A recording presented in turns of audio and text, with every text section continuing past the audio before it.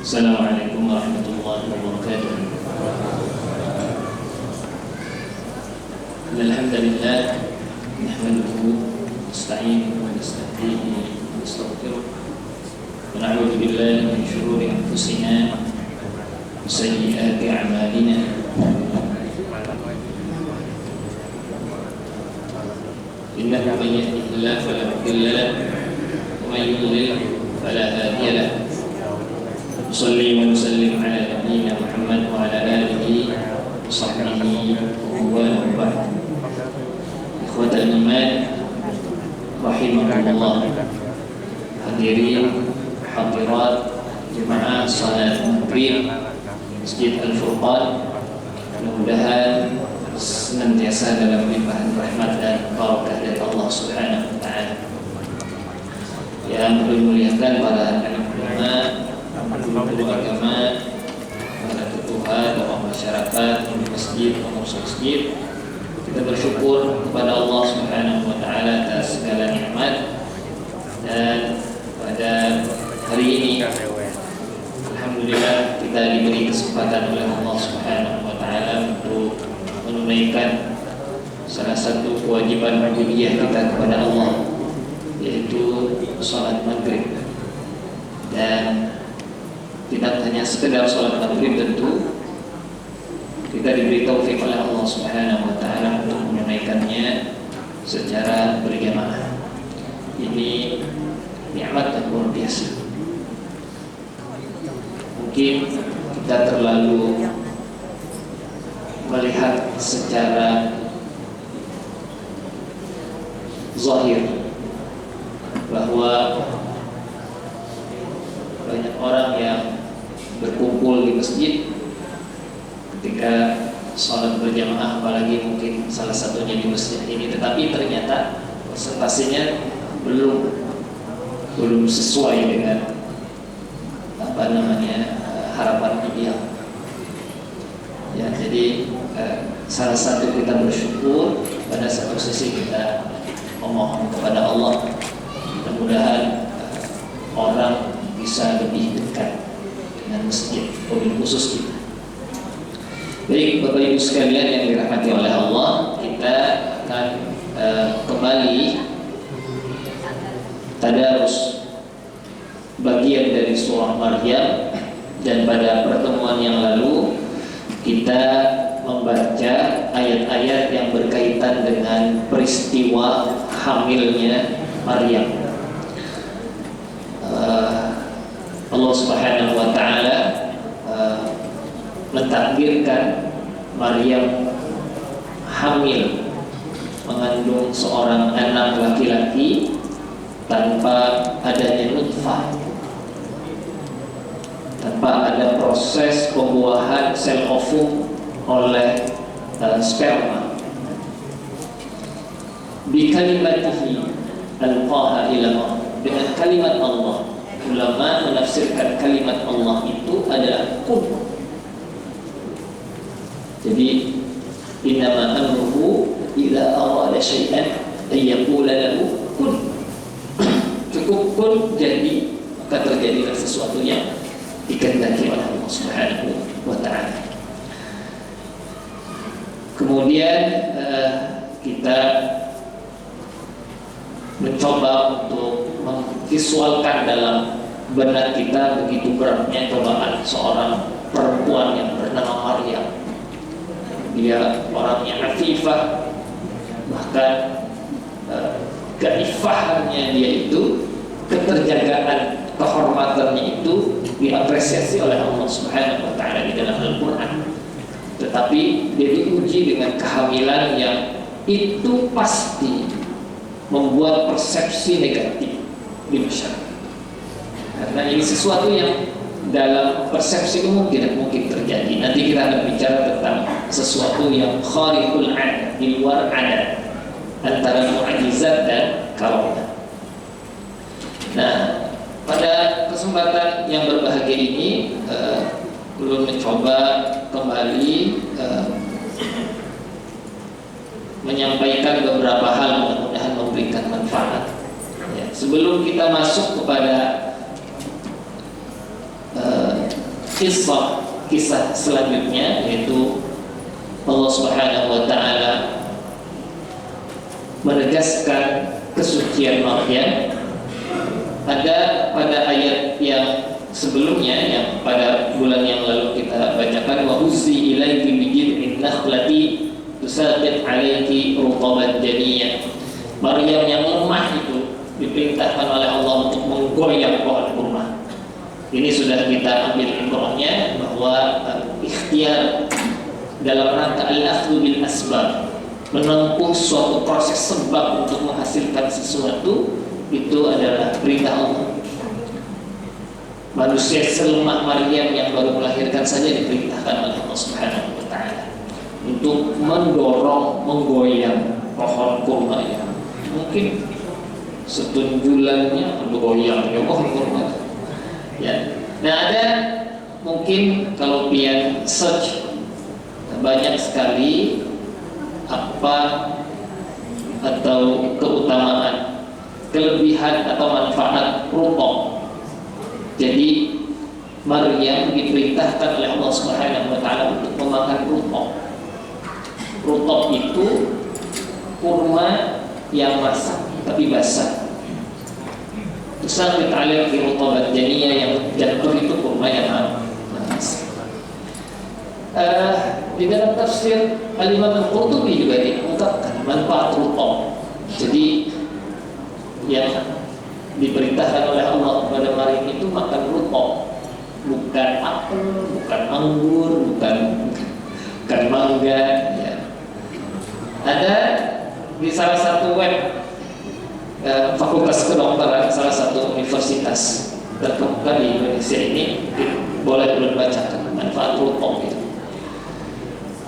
Yang pertama, dan ini sama, ada beberapa poin yang sama dengan apa yang diungkapkan oleh Al-Imam Al-Qurtubi di dalam tafsirnya. Rutub itu berfungsi untuk mencegah terjadinya pendarahan pada wanita ketika melahirkan dan mempercepat proses pengembalian posisi rahim seperti semula. Kenapa? Karena di dalam rutub atau kurma yang segar itu, yang sampai ke kita ini kurma karim ya, kurma karim, itu terkandung hormon. Belum kalian bisa membacanya, buat fakultas kedokteran bisa lah membaca, atau yang apa namanya ahli gizi. Mudah-mudahan nggak salah baca lah. Oksitoksin, benar ya? Benar ya? Oksitosin, betul. Oksitokin ya. Ya, oksitokin itu dapat membantu proses kelahiran. Jadi wanita hamil, wanita nifas itu baik untuk makan rutub. Yang kedua, rutub itu memudahkan proses persalinan dan membantu keselamatan ibu dan bayi. Jadi rutub, kalau ada rutubnya emang kayak apa? Di pasar adanya kurma karim, nggak masalah, tidak masalahnya. Karena intinya kurma, baik itu yang kering ataupun basah ya, itu mampu menenangkan sel-sel saraf melalui pengaruhnya terhadap kelenjar gondok. Berapa sudah ini pernah?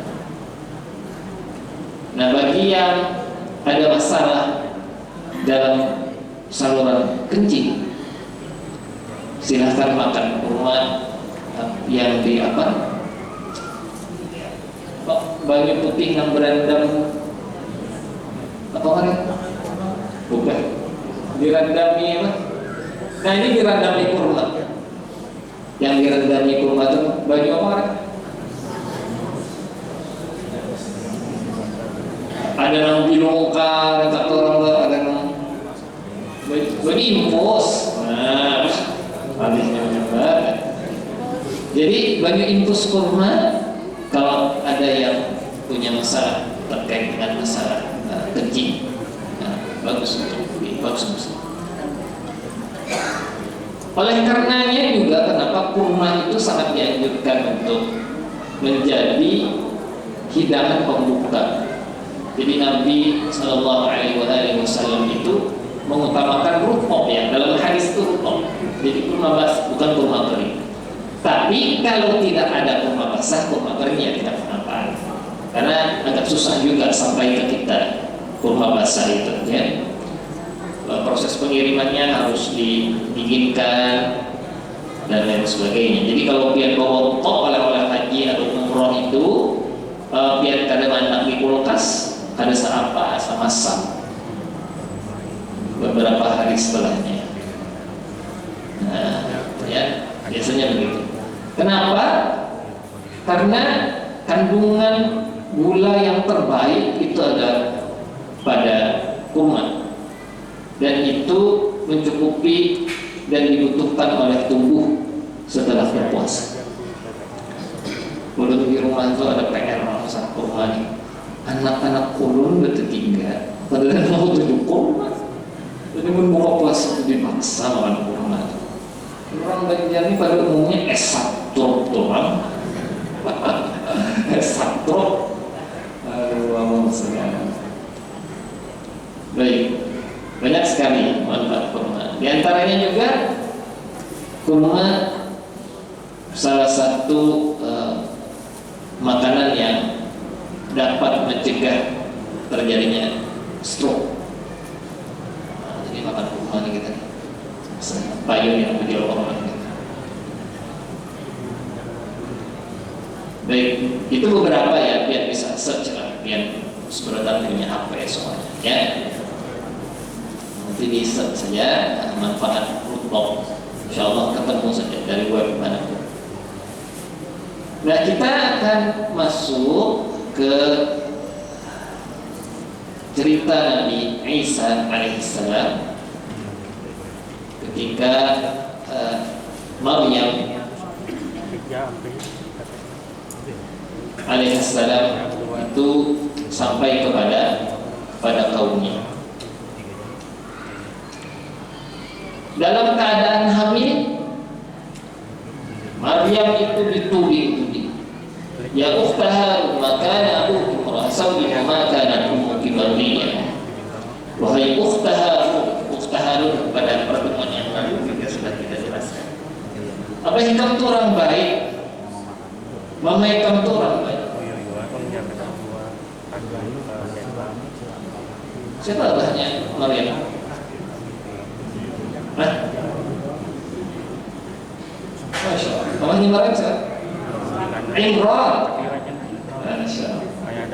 Mamanya Maryam bini Imran. Dalam Al-Quran disebutkan begitu, Imra'atu Imran, kan begitu, ya kan, bini Imran. Menurut ahli tafsir namanya Hanna. Wallahu a'lam. Hanna. Jadi ada yang pengarang Hanna itu maksudnya itu tabarukan dengan namanya ibunya Maryam. Wallahu a'lam. Ini terkenal pada zamannya ada orang-orang soleh dan solihah sampai diabadikan oleh Allah Subhanahu wa taala keluarganya salah satu keluarga yang dipilih oleh Allah Subhanahu wa taala. Dan itu sangat sering kita dengar kalau kita itu rajin mengikuti saruan akikah tasmiyah. Inna Allah astafa Adam wa Nuhan wa ala Ibrahim wa ala Imran. Masya Allah. Salah satu-satunya yang bukan Nabi ini disebut oleh Allah.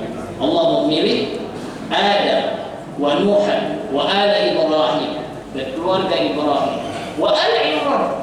Masya Allah. Salah satu-satunya bukan Nabi.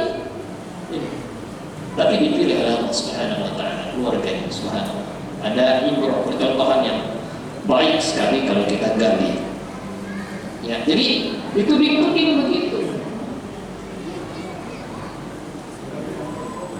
Nah, Maryam alaihissalam itu tidak mau melakukan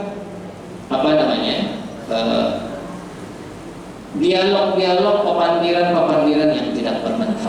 Jadi kalau bahasa anak pondok, tarkul jawabi 'alal jahili jawab, ada menjawab terhadap pertanyaan orang jahil itu merupakan jawabannya. Agar terbaca bahwa inni nadartu lirrahmani shawman falan ukallima al-yawma insiya. Mana yang diperintahkan untuk berpuasa oleh Allah Subhanahu wa taala, include di dalam puasanya itu puasa kalam, tidak berpandir. Itu adalah dalam rangka menghindari pembicaraan yang gak penting, karena disambut ini sama, sambut ini sama, berdiam.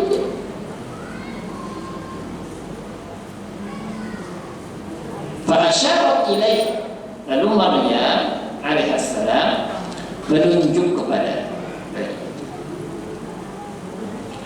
ada beberapa orang yang ditakdirkan kelebihan oleh Allah Subhanahu wa taala untuk bisa berbicara. Di antaranya ketika masih dalam buayan atau dalam masih bayi, di antaranya siapa? Isa bin Maryam. Di dalam hadis juga disebutkan salah seorang anak yang sedang digendong oleh seorang ibu dalam peristiwa al-ukhdud, peristiwa ashabul ukhdud, orang-orang yang diceburkan ke dalam parit berisi api. Di dalam hadis diriwayatkan, hadis sahih riwayat Muslim, bahwa bahkan ada seorang perempuan yang ragu untuk terjun ke dalam parit karena keibaannya. Keibuan itu luar biasa, keibaannya terhadap anaknya. Anaknya gimana? Anaknya itu kemudian ngomong, isbiri ya ummi fa innaki 'alal haqq. Sabar wahai ibunda, sesungguhnya kau berada di atas kebenaran. Nah, itu salah satu yang ngomong. Dua sudah kita sampaikan pada pertemuan yang lalu. Kalau dihitung-hitung ya ada yang meriwayatkan 3, ada. Kemudian kalau dikumpul-kumpulkan hadis dan ayat Al-Quran yang menceritakan tentang bayi yang pernah ngomong itu 7 sampai 8. Kalau 8 itu berarti memasukkan baginda Rasul Sallallahu Alaihi Wasallam sebagai orang yang juga berbicara ketika baik wallahu a'lam. Nah, fa asyarat ilaiha qalu kaifa nukallimu man kana fil mahdi sabiyya. Kenapa kami ini mendiri anak-anak bayi? Tidak mungkin. Tetapi Allah Subhanahu wa taala menunjukkan kekuasaannya sampai Nabiullah Isa alaihissalam kemudian langsung berkata, qala inni 'abdullahi ataniyal kitaba wa ja'alani nabiyya wa ja'alani mubarakan aynama kuntu wa awsani bis salati waz zakati ma dumtu hayya wa barran biwalidati wa lam yaj'alni jabbaran syaqiyya. Dia Isa berkata, sesungguhnya aku adalah hamba Allah.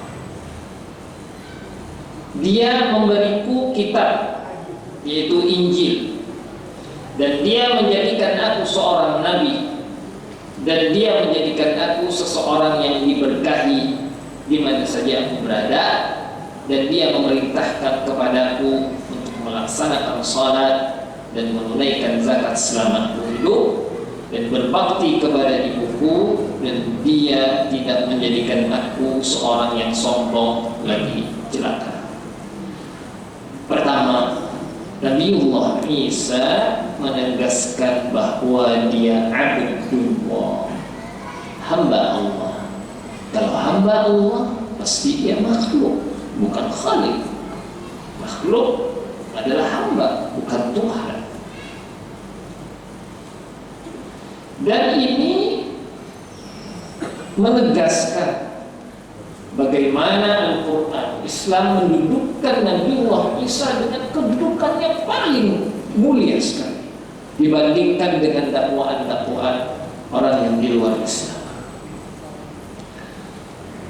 Abdul makhluk itu ya. Jadi Isa adalah seorang hamba yang salah satu ciptaan Allah Subhanahu wa taala. Laisa lahu syai'un min uluhiyatillahi wa rububiyyatihi. Tidak melekat sedikit pun ketuhanan dan kerububiahan Allah kepada Musa. Dan Musa kepada Isa. Dan Isa menyeru Bani Israel untuk beribadah kepada Allah saja, tidak beribadah atau menghamba kepadanya.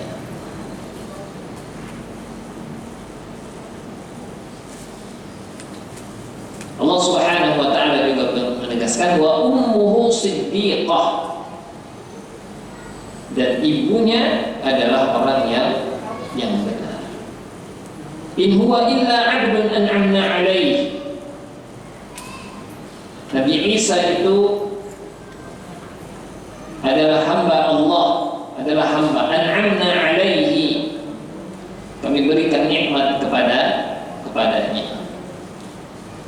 Di antara dakwaan-dakwaan kufur kepada Nabiullah Isa alaihissalam, di antaranya, dan ini bentuk hulu sikap yang berlebihan dan melampaui batas.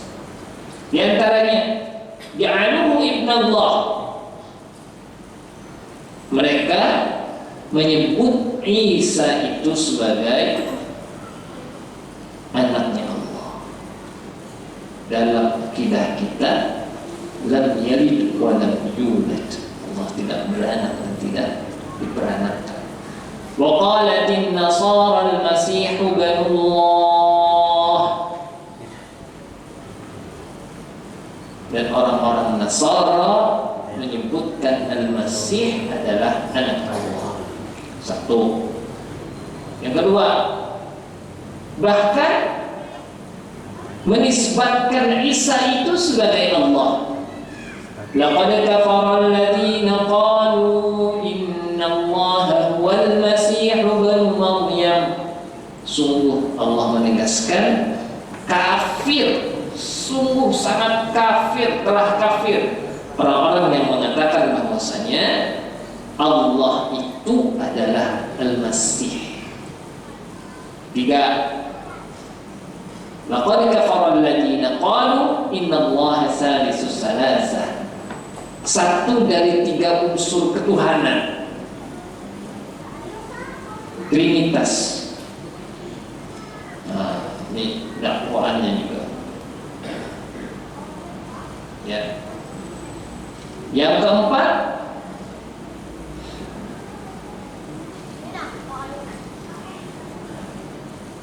dakwaan bahwa Nabiullah Isa itu menyeru kaumnya untuk menjadikan dirinya dan ibunya sebagai Tuhan. Wa idh qala Allah ya Isa ibn Maryam anta qulta lin-nas ittakhiduni wa ummi ilahi min dunillah. Ingatlah ketika Allah Subhanahu wa taala berkata kepada Isa bin Maryam, apakah engkau telah mengatakan kepada manusia, jadikanlah aku dan ibuku sebagai Tuhan selain Allah? Qala Nabiullah Isa menegaskan, subhanallah, maksud engkau. Jika aku mengatakan itu, faqad alimta, engkau pasti tahu.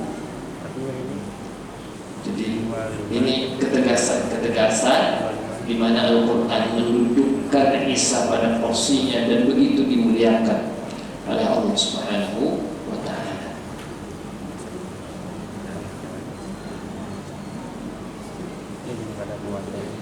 Dan ini ditegaskan oleh ulama, apapun ikhtilaf mereka terhadap Isa itu semuanya bentuk kekufuran dan kesesatan.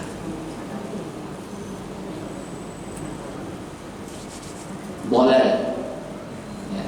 Jadi Nabi Isa sendiri memerintahkan kepada Bani Israil untuk beribadah kepada Allah Subhanahu wa Ta'ala saja, merdeka dari penyembahan kepada selain Allah Subhanahu wa Ta'ala. Dan itu ditegaskan, inni abdullah. Ya. Baik, kita lanjutkan ayat yang tadi. Atani al-kitab wa ja'alani nabiyya. Allah memberikanku kitab, yaitu Al-Injil. Apa perbedaan antara Injil dan Taurat? Isinya sama, Injil, tapi ada penambahan. Itu saja. Ya, jadi isinya wallahu a'lam isinya bagaimana, tetapi ulama menjelaskan begitu. Substansinya sama. Di dalam Injil ada beberapa penambahan, itu saja yang berbeda. Dan dia menjadikanku seorang nabi.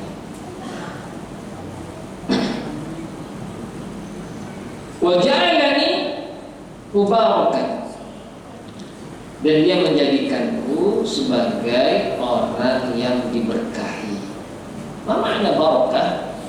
Barakah itu al-khair wa ziyadatu, kebaikan dan pertumbuhan kebaikan itu sendiri. Artinya kalau seseorang itu berkah, dia memberikan kemanfaatan kebaikan kepada orang lain. Dan itu makna berkah. Jadi secara doktrin Al-Quran, kita ini sebagai anggota masyarakat sebenarnya diperintahkan untuk bisa menjadi berkah bagi orang lain, memberikan kemanfaatan bagi orang lain. Di antara makna berkah, aynama kuntu, di antara keberkahan Nabiullah Isa alaihissalam adalah beliau senantiasa mengajarkan kebaikan di mana saja beliau berada, dan juga selalu membantu orang lain yang membutuhkan, baik dengan tenaganya ataupun dengan nasihatnya. Makanya salah satu hak seorang muslim atau kewajiban seorang muslim, idza stansahaka fansahhu. Kalau orang itu minta nasihat, beri nasihat. Jadi jangan menghindar ya. Kalaupun ada mukadimahnya, silakan. Kalau minta nasihat lalu ada salah.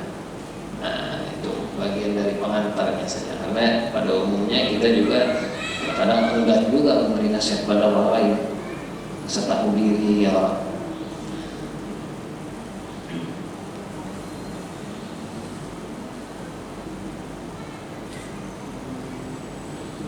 Jadi keberkahan yang ada pada Nabiullah Isa itu sekali lagi mengajarkan kebaikan di mana saja beliau berada dan senantiasa selalu membantu orang lain. Baik, Bapak Ibu sekalian, ini perlu disampaikan juga. Ada di dalam kehidupan ini, kehidupan beragama maupun khusus, ada sesuatu yang khariqul adah bisa terjadi, sesuatu yang di luar nalar itu mungkin terjadi. Kalau itu terjadi kepada Nabi sallallahu wasallam alaihi pada para nabi, itu adalah kemuliaan yang Allah berikan, dan itu disebut mukjizat. Apa makna mukjizat? Mukjizat itu dia sesuatu yang melemahkan yang lain. Dari kalimat a'jaza yu'jizu, maknahu artinya melemahkan. Jadi sesuatu yang selain itu menjadi lemah. Mukjizat Nabi Muhammad sallallahu alaihi wasallam terbesar, apa? Al-Quran. Dan Al-Quran itu melemahkan apa yang selainnya. Tidak ada yang lebih hebat daripada itu. Kalau apa? Kalau yang terjadi pada para nabi.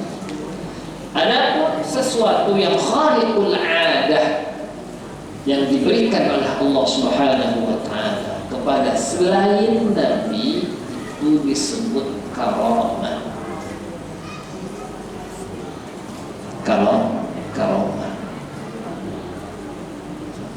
Nah, tetapi karamah itu tidak senantiasa harus kita maknai sebagai sesuatu yang hebat, yang sakti, enggak. Al-Imam Ibnu Taimiyah rahimahullah bahkan menegaskan karamah seseorang mukmin yang paling tinggi, paling hebat, betul? Al-istiqamah.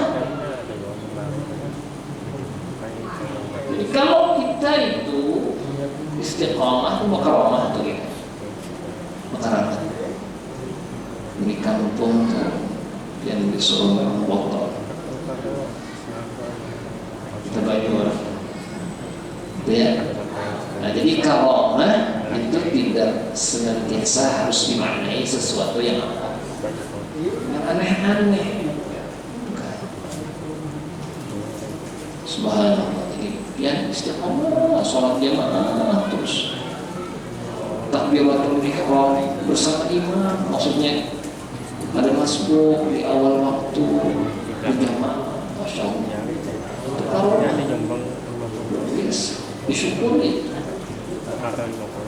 seorang kuitan senantiasa ibadah Allah, bergantung kepada Allah terhadap kondisi anak-anaknya, dia pasrahkan kepada Allah, itu karamah.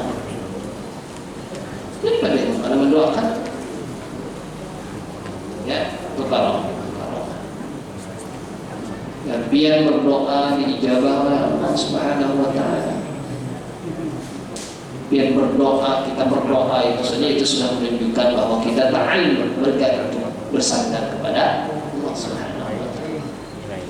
Allah ijabah seketika, karamah. Allah ijabah nanti pada saat yang terbaik, dan Allah lebih tahu kapan mengijabah, merealisasikan doa yang diminta oleh setiap hamba. Itu adalah karamah. Balik, ya, itu karamah. Nah, memang ada kelebihan-kelebihan diberikan oleh Allah kepada orang yang dikehendakinya, lebih khusus orang-orang yang terbentuk menunaikan perintah-perintahnya dan menjauhi larangan. Karamah.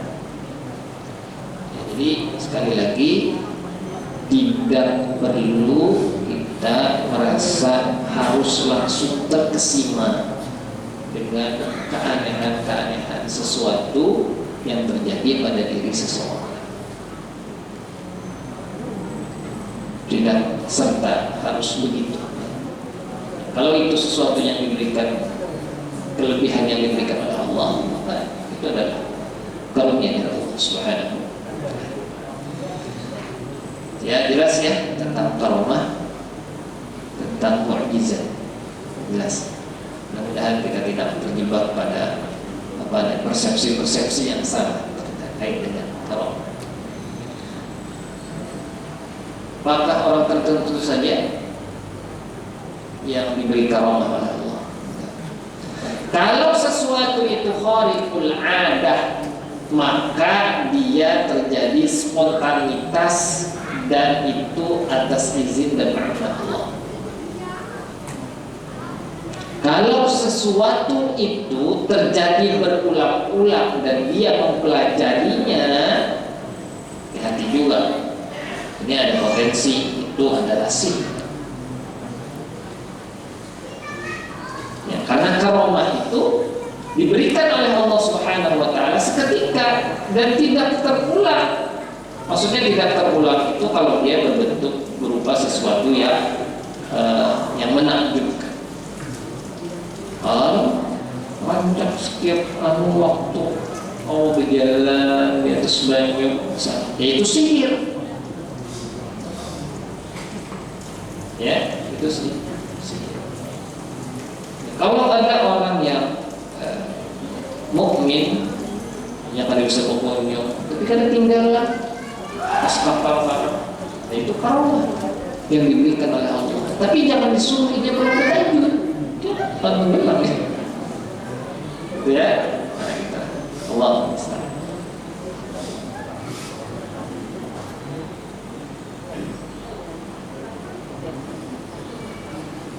Waja'alani mubarakan aynama kuntu awsani bis-shalah wa awsani bis-salati waz-zakah ma dumtu hayya. Nah, rupanya syariat salat itu juga ada sejak zamannya Nabi Isa alaihissalam. Tetapi syariat salatnya berbeda dengan apa yang disyariatkan kepada baginda Rasul sallallahu alaihi wasallam. Sama juga dengan zakat. Tadi syariat kepada Nabi sebelum Nabi Muhammad. Tetapi Allah alam apakah nisabnya sama, aturan-aturan teknisnya sama. Nah, tidak ada kewajiban bagi kita untuk tahu. Jelas Allah memberitahukan bahwa ada salat, ada zakat, selesai. Sudah kita mengimani, tetapi harus mempelajarinya. Ya, kalau ada penjelasan dari ahli ilmi, para ulama terkait bagaimana puasanya pada zaman Makkah, bagaimana sholatnya, itu adalah bagian dari ilmu wawasan, tidak mengapa. Tetapi haruskah kita meyakini sholatnya begini? Enggak. Yang menjadi kewajiban kita adalah mengikuti apa yang disyariatkan oleh Allah Subhanahu wa taala melalui baginda Rasul sallallahu alaihi wasallam. Nah, tetapi ternyata yang perlu kita ambil ibrahnya di sini, salat dan zakat itu dua dimensi ibadah yang satu memiliki dimensi spiritual. Jadi rupanya syariat-syariat sebelum Nabi Muhammad SAW itu juga memberikan saran kepada setiap hamba agar ada hubungan yang sakral antara dia dengan Allah Subhanahu wa taala sebagai sang khaliq, sebagai zat yang disembah, ilahul ma'bud, Tuhan yang disembah, yaitu dengan salat. Nah, kalau ada sarana-sarana lain, biasanya harus betul-betul diseleksi apakah itu berdasarkan tuntutan syariat atau tidak. Kalau enggak, maka dihukumi salah dan bisa jadi dihukumi syirik, menyekutukan Allah Subhanahu wa taala. Di dalam Islam, ibadah itu terserah Allah mau bentuknya gimana. Secara actionnya, mau ngangkat tangan, mau muter-muter, mau menyembelih, begitulah syariat. Tapi semuanya itu selama ada contohnya dan itu memang disyariatkan, itulah ibadah. Kalau itu amalan-amalan yang berbentuk ibadah itu tidak diperuntukkan untuk Allah Subhanahu wa taala, maka syirik. Makanya penyembelihan itu harus untuk Allah, harus bismillah. Kalau nggak bismillah nggak bisa, jadi haram makanan itu. Kalau diperuntukkan untuk menghormati orang tertentu nggak bisa. Penyembelihan harus untuk Allah. Melontar itu menawak itu ibadah dalam konteks itu. Ya. Kalau dia diperuntukkan untuk selain Allah menjadi syirik. Muter-muter, tawaf itu ibadah yang bisa. Kalau muter-muter Masjid Al-Furqan, Allah Lillahi ta'ala ya terserah ya. Tapi ini tidak disyariatkan, tidak bisa. Gitu ya, jelas ya. Baik, sedikit lagi. Wa barran bi walidati wa lam yaj'alni jabbaran syaqiyya. Jadi berbakti kepada kuitan itu adalah sesuatu yang dilakukan kepada Nabi Allah Isa.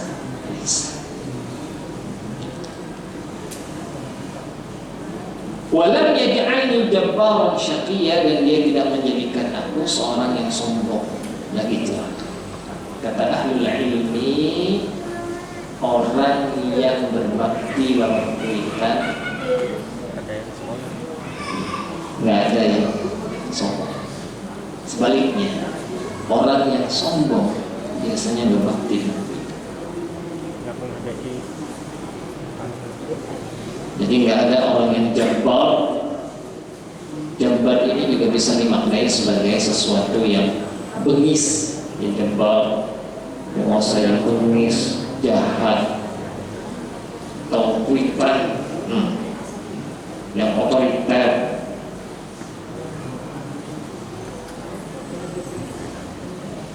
Kata ahlul ilmi, tidak ada orang yang bengis, jahat, sombong, mampu berbakti kepada kita. Maka lembut-lembutkanlah hati kita nih, ya. Ini tidak untuk latihan saja, niat juga ya, lembut-lembutkan hati. Karena kalau tidak lembut hati kita, susah menjadi orang yang barra bi walidayhi, berbakti kepada kita. Kita cukupkan dari Isa bin Maryam, qaul al-haqq alladhi fihi yamtarun. Maka lillahi an yattakhidha min waladin subhanahu idza qada amran fa innama yaqulu lahu kun fayakun. Itulah Isa putra Maryam yang mengatakan perkataan yang benar, yang mereka berbantah-bantahan tentang kebenarannya. Apa maksudnya? Yaitu tentang apa yang dikatakan oleh Maryam, oleh Isa bin Maryam pada ayat 30 dan 32. Ini Abdullah, waja'alani nabiyya, waja'alani mubarakan, kemudian wausani bis shalah wa barra bi walidati. Itulah kata Allah Subhanahu wa taala cerita tentang Isa putra Maryam, dan dia mengatakan perkataan yang benar. Maka lillahi an yattakhidha min waladin subhanahu, tidak layak bagi Allah mempunyai anak. Subhanahu, maksudnya Allah. Idza qada amran fa innama yaqulu lahu kun fayakun. Jika Allah menetapkan sesuatu, maka dia hanya berkata kun fayakun. Jadi mudah sekali bagi Allah ya, menciptakan Adam tanpa ada proses, tanpa ayah, tanpa ibu. Jadi inna mathala Isa 'inda Allahi kamathali Adam khalaqahu min turab tsumma qala lahu kun fayakun. Sungguhnya perumpamaan penciptaan Isa bagi Allah seperti penciptaan Adam. Dia menciptakan dari tanah, kemudian dia hanya berkata kepada tanah kun, jadi makanya juga. Baik, dicukupkan. Mudah-mudahan tadarus kita terkait dengan cerita Nabiullah Isa alaihissalam beserta ibundanya Maryam alaihissalam ini memberikan ibrah buat kita semua. Dan kalau Allah Subhanahu wa taala memberikan izin, mudah-mudahan nanti kita akan melangkah pada ayat-ayat setelahnya, nanti masuk kepada cerita Nabiullah Ibrahim alaihissalam. Allahumma musta'an. Aqulu ma tasma'un wa astaghfirullahal azim li wa lakum. Subhanakallahumma wa bihamdika asyhadu an la ilaha illa anta astaghfiruka wa atubu ilaik. Yang benar dari Allah, yang khilaf, yang kurang, yang tidak berkenan itu adalah bagian dari keterbatasan mulut. Belum mencari halal. Assalamualaikum warahmatullahi wabarakatuh.